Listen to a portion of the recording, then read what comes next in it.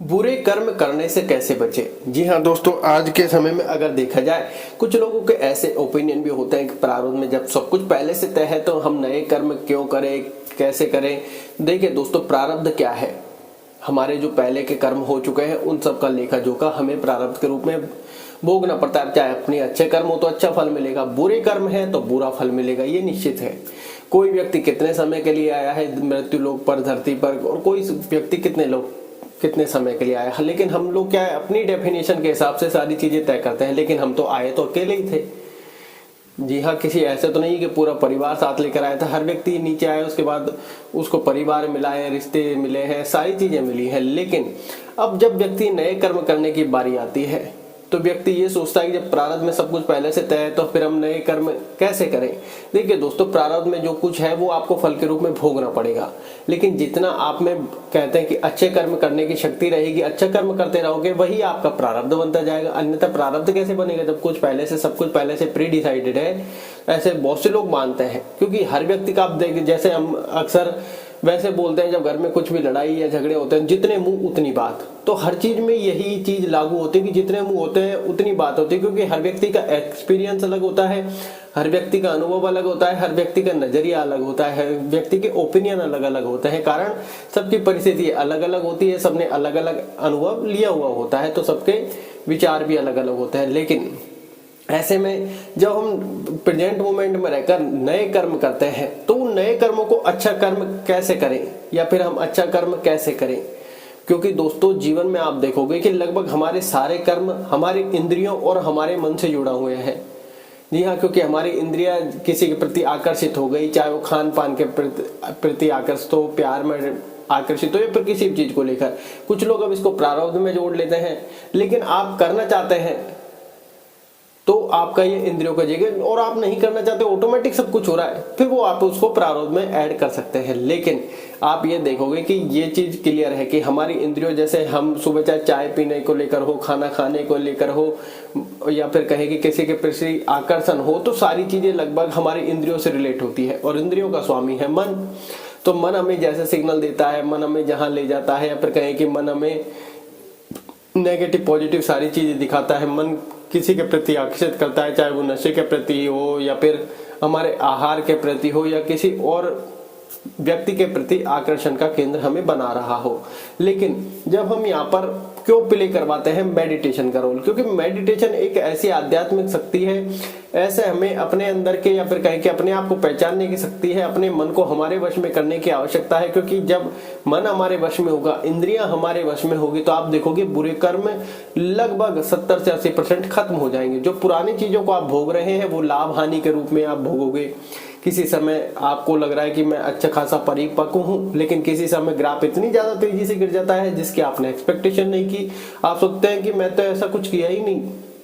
तो ग्रह नक्षत्र भी किसी चीज के लिए बने हैं। बहुत सी बार हमें मैं और अंधकार भी हो जाता है। उससे भी कहते हैं कि प्रारब्ध में जब हमें लगता है कि मैं और अंधकार हमारे जीवन में ज्यादा हो रहा है, हमें तो कभी एहसास ही नहीं होता इस चीज का, लेकिन जब लगता है तो उस समय ही हमारा कोई ना कोई कर्म ऐसा आता है कि हमारे उस ग्राफ को गिरा जाता है, कि जिससे हमारा मैं और अंधकार हट जाए और हमारा उदय हो सके। क्योंकि जितना मैं और अंधकार बढ़ता जाएगा उतना हम सर्वनाश की ओर बढ़ते जाएंगे। कहीं ना कहीं जाकर हमें डाउनफॉल देखना पड़ेगा। तो राजा से रंग बनने में भी समय नहीं लगता, और रंग से राजा बनने में भी समय नहीं लगता।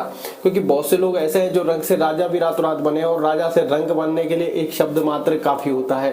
जैसा कि हम सोशल मीडिया पर अक्सर देख भी लेते हैं कि बहुत सी बार हमें लगता है क्या प्रारब्ध ने कराया, क्या कुंडली में था, क्या पहले से फिक्स था, क्या ये नए कर्म है। देखिए दोस्तों, जब व्यक्ति ने कभी नहीं सोचा होगा कि ऐसे मैं कुछ वर्ड ऐसे बोल दूंगा जिससे इतनी बड़ी कंट्रोवर्सी हो जाएगी, या फिर वो व्यक्ति कभी इस मानसिकता के साथ हो सकता है नहीं गया हो, लेकिन वो सडनली अचानक हो गया हो, तो ये सब चीजें प्रारब्ध में ऐड हो जाती है।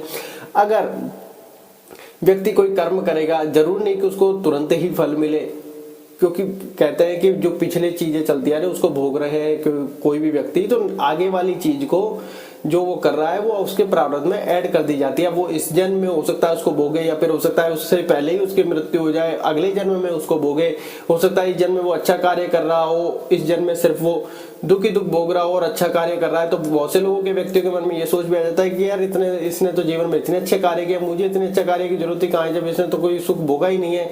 देखिए दोस्तों, हो सकता है पिछले जन्म में या पिछले कर्म उसने ऐसे करके आया हो जो जिसका खामियाजा उसको यहाँ भुगतना पड़ा हो, क्योंकि कर्मों का खेल तो सबको भुगतना ही पड़ेगा, चाहे वो अच्छा हो चाहे बुरा हो, सबको भुगतना ही पड़ेगा। तो हो सकता है इस जन्म में उसने भोगे और सारे अच्छे कार्य किए, तो अब उसके अगले जन्म में सुख हो, क्योंकि उसकी हो सकता है यहाँ पर सिर्फ इतना ही भोगना लिखा हो, कोई पुराना लेखा जोखा बाकी रह गया हो। तो ये चीजें भी हमें समझने की आवश्यकता है। लेकिन हम सारी चीजें क्या खुद से रिलेट कर लेते हैं कि वो हमारी लाइफ से चला गया, इसमें हमारे साथ अच्छा क्या हुआ, अरे वो उसके कर्म में वो जो भोगने आया था वो भोग कर चला गया। हम करते क्या है, हम इतने ज्यादा इमोशनल कनेक्शन हमारा हो जाता है कि यार ये व्यक्ति मेरे लिए ही बना है। वो कहते हैं ना, सामने वाले व्यक्ति से हमेशा हमें दुख क्यों होता है, क्योंकि हमें उससे उम्मीद लगाकर बैठ जाते हैं कि जब बुरी परिस्थिति आएगी ये हमारी हेल्प करेगा, ये पैसे वाला है। लेकिन जब वो मना कर देता है तो इतना पैसे वाला है, घमंडी है, फलाना ढिकाना, पहले हमें उससे उम्मीदें नजर आती है, वो व्यक्ति हमें अच्छा नजर आता है। लेकिन बाद में वही व्यक्ति हमें एक ही शब्द वो बोलता है कि मैं आपकी कोई मदद नहीं कर सकता, तो हमें घमंडी, बेकार सब चीज नजर आ जाती है। क्यों? क्योंकि अब हमारी उम्मीद टूट चुकी है। तो व्यक्ति को समझने की आवश्यकता है। इस समय में मेडिटेशन आपके लिए वो रामबाण औषधि है, वो रामबाण इलाज है जो आपके हर प्रकार से अच्छे कर्म करने में आपकी मदद करेगा। और आप जितना अच्छा कर्म करोगे उतना प्रारब्ध आपका अच्छा होने वाला है। यहाँ तो कभी ये रिगार्ड ना करें, कभी ये ना सोचें कि मैंने इतने अच्छे कर्म कर रहा हूँ, मेरे साथ बुरा क्यों हो रहा है, क्योंकि हो सकता है पिछला हमने कुछ बहुत बुरा किया हो या फिर करके आए हो, जैसे भी है, तो इस जन्म में वो भोगना पड़ेगा। तो आपको ये बात क्लियर रखनी चाहिए। लेकिन जितने अच्छे कर्म करने की बारी आती है, जितने हम अपनी इंद्रियों को और मन को वश में रखेंगे, उतना हम बेटर कर्म करते जाएंगे, उतनी अच्छी भावना हमारे मन की रहेगी। तो आप देखोगे उसके लिए मेडिटेशन काफी ज्यादा पावरफुल है। इतना ज्यादा पावरफुल है क्योंकि इंद्रियों को वश में आप कर सकते हैं, मन को आप वश में कर सकते हैं। जब ये चीजें वश में है तो आप अपने अनुसार फैसले ले सकते हैं। जब फैसले लेंगे, वो चीजें चाहे 100% तरीके के साथ हो या ना हो, वो आपके हाथ में नहीं है। आप सिर्फ अपना कर्म कर सकते हैं, अपना कर्म करने का, अपनी भावनाओं का, ये चीजें आप कर सकते हैं। बाकी फल आपके हाथ में थोड़ी है। और व्यक्ति को यही समझने की आवश्यकता है कि मैं सिर्फ कर्म कर सकता हूँ। क्योंकि व्यक्ति जब ये भावना रख लेता है, क्योंकि सीधी सी बात है, फल आपके हाथ में नहीं है, और व्यक्ति ये कार्य, जब ये कर्म करने की सोचता है कि फल मेरे हाथ में नहीं है, तो वो अपना कार्य और भी ज्यादा अच्छी तरीके से करता है। और प्रेजेंट मोमेंट में ज्यादातर वो व्यक्ति जीता है, और जिससे उसके पास खुशी भी बनी रहती है, क्योंकि वो जानता है कि मैं सिर्फ कर्म कर सकता हूँ, फल मेरे अनुरूप नहीं है। तो ये समझने की बात है। तो आप मेडिटेशन करके आप अपनी जर्नी सुधार सकते हैं, अपनी यात्रा सुधार सकते हैं। भाई जो प्रारब्ध है वो तो सबको भुगतना पड़ता है, चाहे कोई भी हो, XYZ, सबको अपना अपना प्रारब्ध भुगतना पड़ेगा, ये निश्चित है। लेकिन जितना हम अच्छे कर्म करते जाएंगे, प्रारब्ध भी हमारा उतना अच्छा होता जाएगा। हो सकता है बुरे कर्म भोगने के बाद हमारी डेथ हो जाए, या फिर आप जिसको देखते हैं कि वो बुरे कर्म भोग रहा है, अच्छे कर्म कर रहा है, उसकी डेथ हो गई, और फिर हो सकता है नेक्स्ट जन्म में उसका उदय चल रहा हो। तो प्रारब्ध का लेखा जोखा हम नहीं समझ सकते, क्योंकि हम अपने अनुरूप सारी चीजें देखते हैं। सामने वाले व्यक्ति को अपने अनुरूप समझते हैं। वो 2 शब्द अच्छे बोलता है मीठे, तो हम उसे अपना मान लेते हैं, अपने घर में बिठा लेते हैं, स्थान दे देते हैं। और जैसे ही वो 2 शब्द कड़वे बोलता है, चाहे वो सत्य बोल रहा हो, लेकिन अब हमारे मन को वो बात हजम नहीं हो रही, हम उसको बेकार डिक्लेयर कर देते हैं। तो ये बात हमारे समझने की है। तो जितना हमारा मन हमारे वश में रहेगा, जितना शांत रहेंगे, जितना इंद्रिय हमारे वश में रहेंगे, उतना हम अच्छा कार्य कर सकते हैं। आशा है जानकारी अच्छी लगी होगी। धन्यवाद।